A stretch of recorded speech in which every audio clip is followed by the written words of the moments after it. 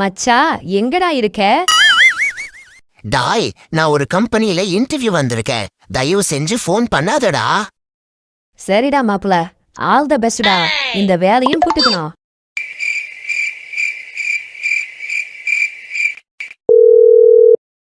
அஞ்சான் படத்துக்கு 5 டிக்கெட் இருக்கு, வரியா?